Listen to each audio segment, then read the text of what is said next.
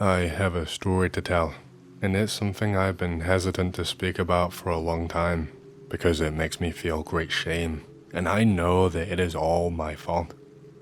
I know that my own selfish actions caused the death and suffering of multiple people, and I will never, ever be able to take that back. This happened a few years ago, and I guess I'll start from where everything went wrong. My wife was in a horrendous car crash that left her fighting for her life, and she eventually ended up in a coma. She was just on her way back from seeing some friends and was rushing back because we had plans that night, and I was desperate for us to not miss them. I will admit that I was kind of an ass that day. I was stressed about our plans, and I'm the type of person who really hates being late. Being late makes me feel physically sick, and so I sent her 2 or 3 texts asking where she was, asking how long she would take, etc. And then I got a little pissy at her replies, and sent some texts that were not necessarily mean, but they were definitely passive aggressive, and you could tell I was annoyed and was trying to make her feel bad. Fast forward, and she is an hour late getting back home, and we have no chance of making the reservation anymore. Money down the drain, friends probably pissed off at us, and so I called her phone. I was only ever thinking about myself and how I felt and how things affected me. I didn't stop once to consider that maybe it was not on purpose and that maybe she felt just as bad as I did about being late, if not worse. It's funny what shock and trauma can do to your brain.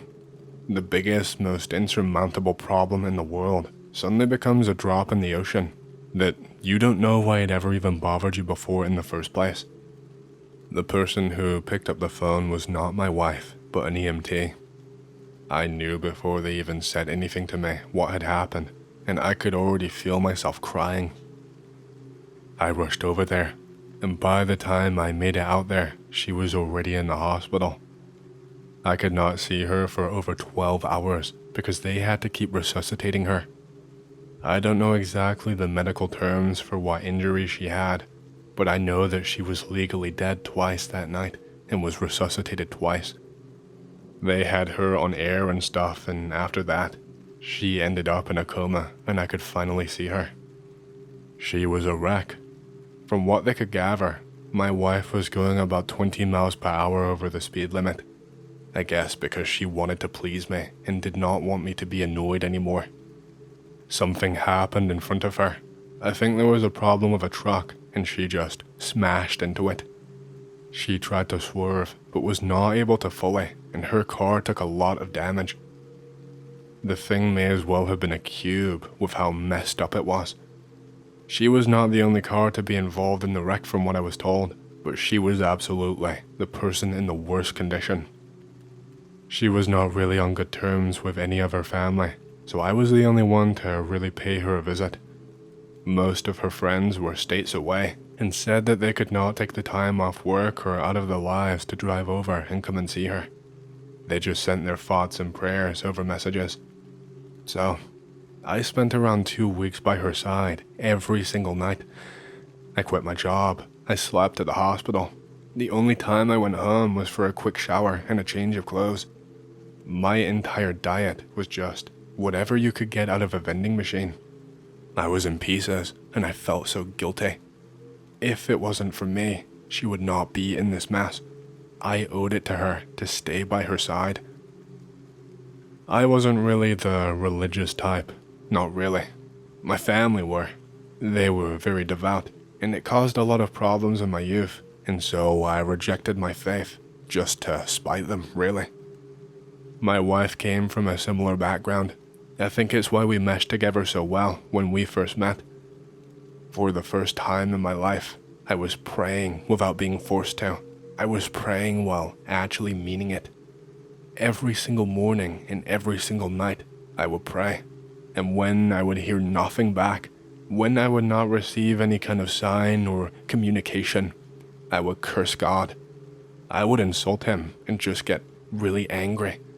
And yet I would still come back and try again the next day. I don't know why I did this. I don't know why I kept having these mini outbursts. I wasn't really myself for those 2 weeks. One night though, everything changed. My entire life changed again, and it was not for the better either. I was fast asleep on one of those pull-out things they give you if you were staying overnight. You'll know what I mean if you've ever had the misfortune to have to sleep overnight in a hospital room while waiting for a loved one. I could also sleep on a couch in a waiting room, but I preferred this. I wanted to be close by, just in case, and I don't know, being in the same room and it gave me kind of a comfort. I don't know. I know it doesn't really make sense. Well, this night, I am roused from my sleep by something. I can hear an odd sound. It sounds like some kind of a tapping on metal. I have not opened my eyes yet because I am half asleep. I'm thinking it's just a nurse making their rounds or something. I can hear breathing, but it's heavy breathing. Whoever this person is sounds like they ran up like 500 flights of stairs and is just breathing so heavily. Their voice sounds so deep and coarse. So I opened up my eyes to see what was going on, and I really wish I didn't. There was someone standing over my wife's bed. Whoever they were opening up her eyelids and checking to see if she could see, then tapping ominously on that machine that monitors her vitals. And then they were running their hands along the wires to see exactly where they led to. This person looked like they were gonna fucking yank them out of the wall and kill her, so I screamed out as loud as I possibly could. I could not see who they were because the room was pitch black and they were wearing dark clothes.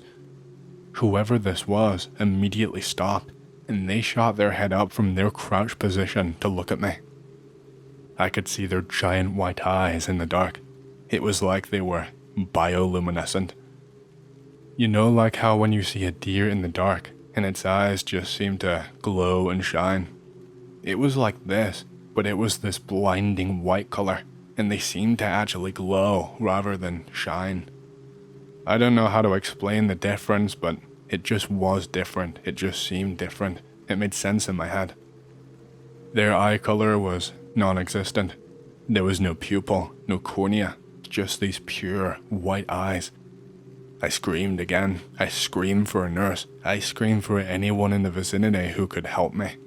But something was going on. My voice was not carrying like it usually would. Usually it would echo in a place like that. No one was coming. I couldn't hear any footsteps coming from down the hall. There is usually a nurse right outside, and with the way I was screaming, they would have been over in a second flat. But it was like I was screaming into a void. The second that the words left my mouth, it was like they instantly trailed off, like I was stuck in a soundproof box or something. It was weird because I could not hear the sounds coming from anything. I could not hear the medical machinery beeping. I could not hear the hum of electricity. I could not hear the usual ambient noise from outside the window or outside in the hall. Everything was purely silent, except for whatever this thing was right in front of me. This thing took a few steps towards me after getting up to its feet, and I screamed for it to stay away. And this thing, it put its finger up to its mouth, and it just shushed me. The voice was unnaturally deep, and it sounded like it was coming from right behind me, rather than right in front of me. All of a sudden, the room was being lit up by another glow. I don't know where it was coming from. It just started. It just appeared. It was like the glow of a torch that you would use in a cave, like the ones you light on fire. And I could see this thing now. It was tall. It towered over the entire room. It must have been beyond 7 foot tall, maybe even 8 foot tall. It did not look half as big when it was knelt down to the floor. It was shaped vaguely like a human, but it had this pure black fur all over its body, covering the arms and legs and chest and even its face. This fur was all raggedy and matted, and this thing had a stench coming from it. It just smelled like filth and like burning. like someone had just been burning something in a fire, just burning garbage, burning wood. In the filth, it smelled like hair that had not been washed in years. Its feet were far from human. It looked more like the feet of a monkey, with that weird grey colour and with no fur, but it had these sharp claw-like things protruding from where each toe would be. And I shit you not, this thing it had horns, just small pointed ones that slightly curved in the direction behind itself. They couldn't have been more than 6 inches or so in length. I did not know what to do or what to say. I was huddled up in a ball right next to the wall, but this thing stopped its advancement. It actually spoke for the first time. It told me, "Come stand right next to me, child." When this thing spoke, it made me feel sick. I can't describe how or why, but it made me have this nauseous feeling in the pit of my stomach. Like if I heard it talk for too long, my body would just purge all of its contents. I felt a static feeling all over my body too, a fuzzy feeling. I just shook my head without saying a word and refused to move. This thing just stood and looked at me and said, "Fine." And without even moving, it was gone from my sight. And when I realized, this thing was sat next to me now, and when I tried to jump away, it grabbed me by my shoulder and forced me down to the spot with a strength that just didn't seem right coming from this thing. I could not move or budge even one bit. I did not even see the thing move. 1 second it was standing there, the next second it was sat next to me. It told me to calm down. It told me that it was here to help, whatever the hell that meant. I mumbled something underneath my breath for a while and stuttered the whole time.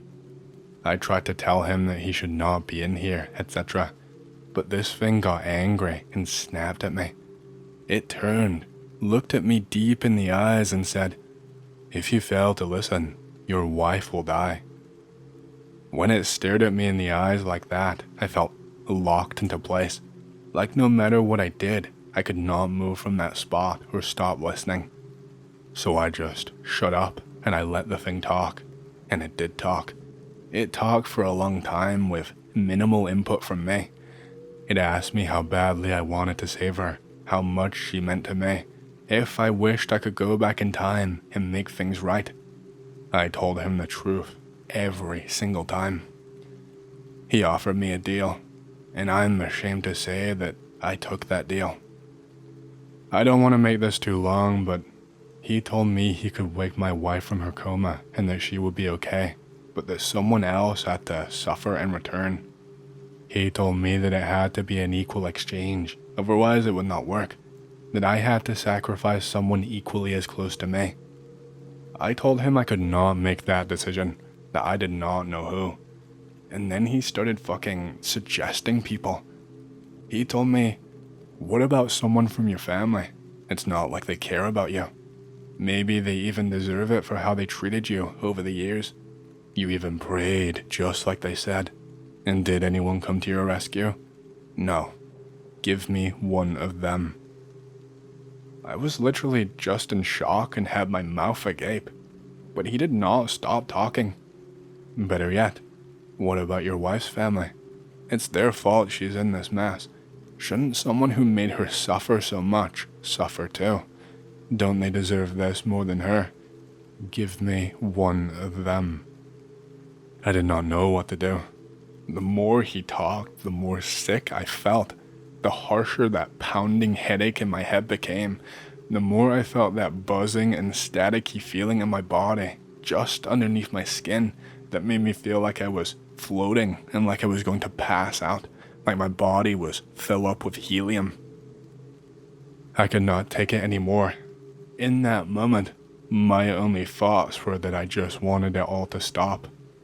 I could not look away from this thing's eyes, and so I just screamed out, "Okay, do it, take one of them, any of them, I don't care. I want her back." I managed to close my eyes when I said this. When I opened them back up, the thing was gone, and there was a nurse at the door, completely out of breath, asking me what was wrong. I managed to convince her that I had a horrible nightmare, and I apologized for the disturbance.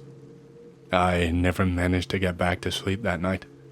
I spent another week by her side in the hospital, just the same.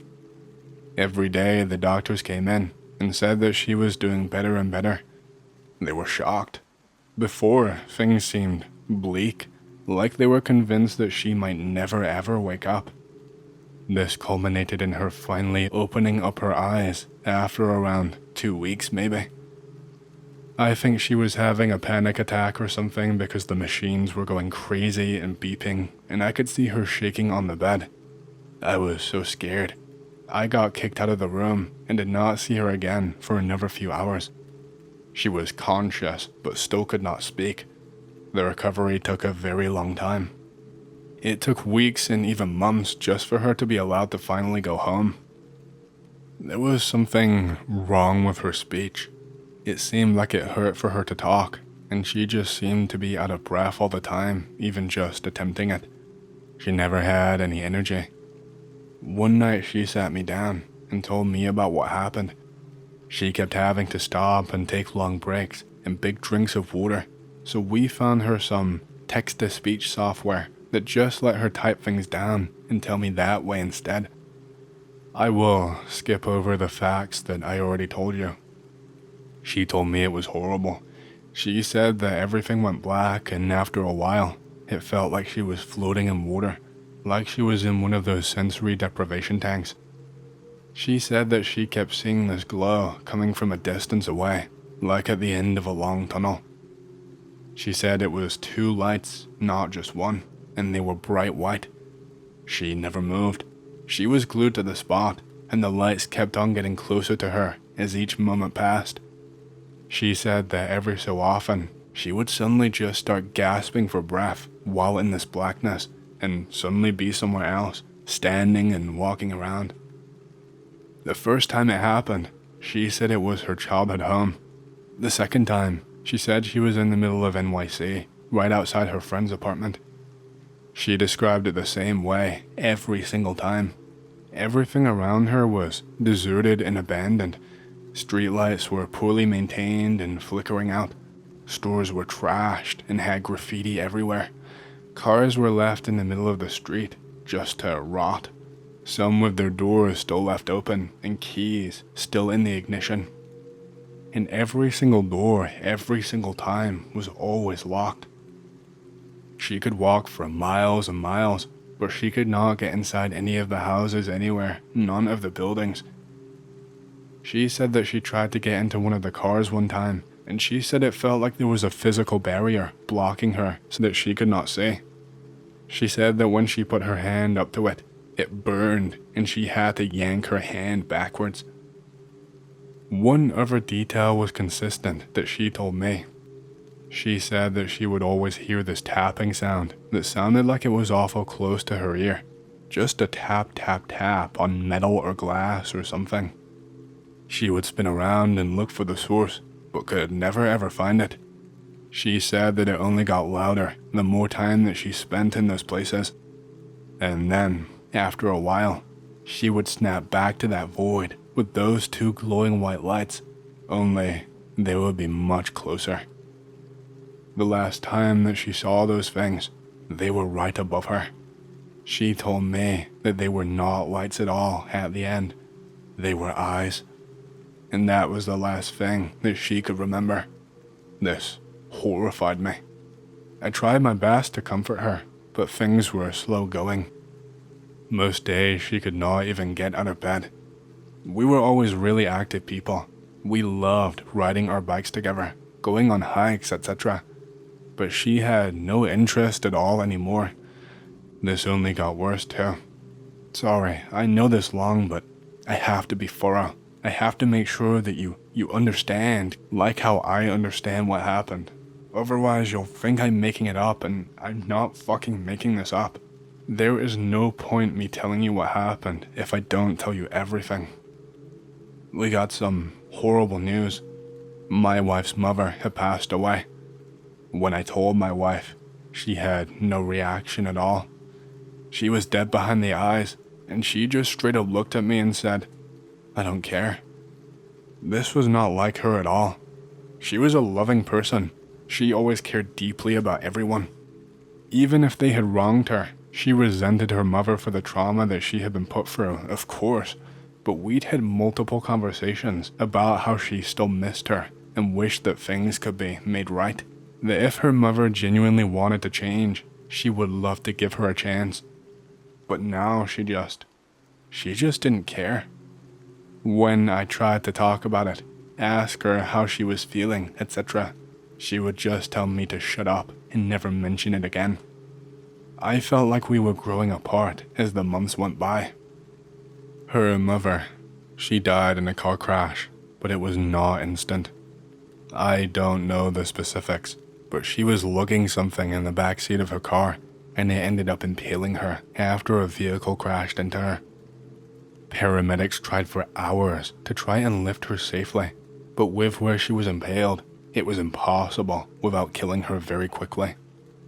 All they could do was just stay by her side and reassure her, give her a pain relief to try and make her comfortable. They had to watch her slowly pass away in that car over a few hours. My wife's father called me up, shouting and screaming. He blamed my wife, heaven knows why. In that heated exchange, he ended up telling me something the paramedic had told him, that my wife's mother spent her last dying hours begging to see her daughter, that she missed her and that she was sorry, that she did not want to go to hell. I of course never told my wife this. She was in a horrible state already, and she did not need all of that extra stress from knowing that. I didn't want her to feel guilty for something that she had no involvement with. Like I said, things got worse and worse as the months went on, especially after her mother passed away. That was like a switch was flipped and everything just sped up. She never went back to her job. She never wanted to even message her friends. She spent most of the day in her bed, just laying there, watching mindless crap on TV. I would bring her food and water throughout the day. If I didn't bring her something to eat because I was at work, she would just lay there and starve. And when I confronted her on it, she would just shrug her shoulders and say that she was not hungry. And she got sick, really, really sick. She could not even keep her food down anymore.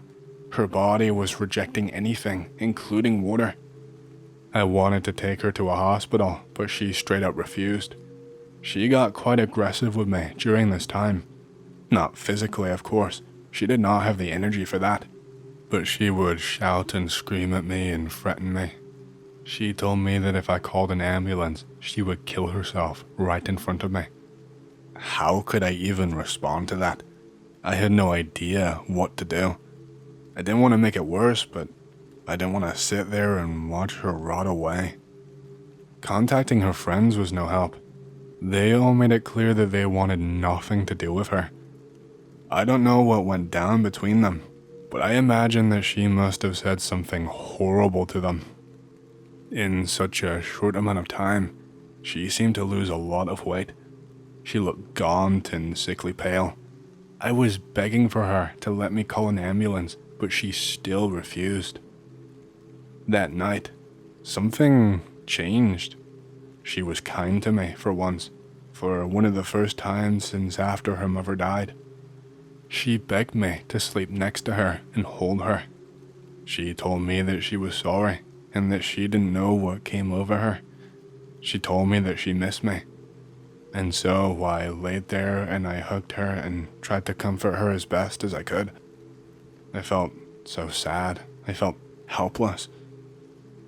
I woke up in the middle of that night. I was woken up by a tapping sound. It sounded like someone was tapping something made out of metal or plastic, but it was loud. At first, because I was half asleep, I assumed it was a nurse in the hospital room. I had become so used to nights in that room that I did not even remember that I was at home until my body shot me awake and I was panicking. Whoever it was just stood there, tapping the TV. It was ripping out wires from it and unplugging it from the wall. I made a sound. I don't know what sound. A sound I'd never made before, and whoever it was looked up at me. Those same two white eyes again. I knew exactly what this thing was. The lights came on in that room without anyone even moving. It was the same damn thing that I saw in the hospital. I was angry and sad at the same time, but before I could even get up, this thing shushed me with its finger up to its lip, and it pointed to something right next to me. My wife, she was barely even breathing. She was wheezing, and she almost looked like a skeleton. There was blood around her, near her head, and on her pillow. I started screaming and shouting and went for my phone. It was like I was in that void again with how my voice sounded. The phone rang and rang and rang, and eventually, the robot voice on the other end told me that nothing was in service. It told me that 911 was a number that was not in service. When I looked back over at this thing was now standing over the bed, and it told me, "Everyone is asleep. You won't get through." I asked him what was going on. I asked him why he lied to me. My wife was dying, and he lied.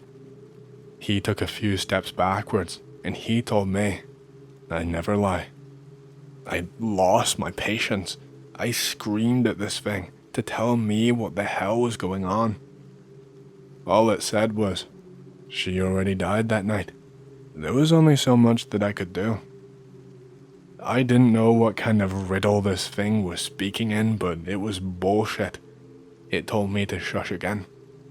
I tried talking, and once again, it got really loud and told me, "If you do not listen, then your wife will die." So I just shut up right then and there. It told me that the exchange was not equal, that a dead person needs more. And then that thing looked at me, smiled, and then laughed. It just fucking laughed. This horrible laugh that sent a jolt of electricity around my body. I just screamed at him, asking what the hell he was talking about. He just stood there, finished laughing, and then said, "Your choice." I will admit that I reverted back to my old self here. I just had a burst of anger that I could not control. I don't know why, but I got to my feet and charged at this thing. I don't think I could have stopped myself even if I wanted to. I full on ran at this thing, and the second that I got close, poof, it was like he was never there. And when I turned back around, he was stood right next to my wife. The thing was smiling and waving at me. It was crouched down, right beside her head. I screamed for this thing to get away from her and to leave us alone. All of a sudden, I was not running anymore. My arms were out by my sides, my legs were mid-motion, but I just was not moving. I could not move at all. I could not even blink or move my eyes away. This thing just stood up, looked really serious now, and said, "I gave you exactly what you asked for." All of a sudden, I was now standing over the bed, staring at my wife. I could not move at all. I could not stop staring at her. I could hear a tapping sound behind me, and then some loud footsteps. They stopped right beside me, and then I heard a whisper right in my ear. "I'll be taking my deal back now." And all of a sudden, things were back to normal. The lights were no longer on, there was no tapping. I could hear noises coming from outside the window again, and my phone was going off, but I still could not move. I could not do anything. At one point, my wife woke up, and she started talking while she was half asleep. She begged me to help her. She told me that she did not want to die, and I could not even respond. All I could do was stare. The last thing that she ever said to me was, "I'm sorry. Please, at least come and hold me." That was a living hell for me. It wasn't until daylight started to strike the horizon that I could finally move again. I was sweating and my entire body was aching. I rushed over to my wife, but she was not breathing anymore. she was dead. The next few months of my life seemed like they were on fast forward. Talking to the police, the people at the hospital, the funeral, having to tell everyone that she knew. It was horrid. I did not feel like myself for a long time. I felt like an imposter in my body. I didn't feel like I was a real person anymore. Even now, my life does not feel real. I stopped going places. I isolated myself. I'm a bum who goes to work half drunk, and then I spend my time off sleeping or drinking in my own room. Sometimes I'll be so drunk that I nod off in the bathroom at work. I'm not sure I will ever get my life back together. I still have nightmares where I see that thing in my room.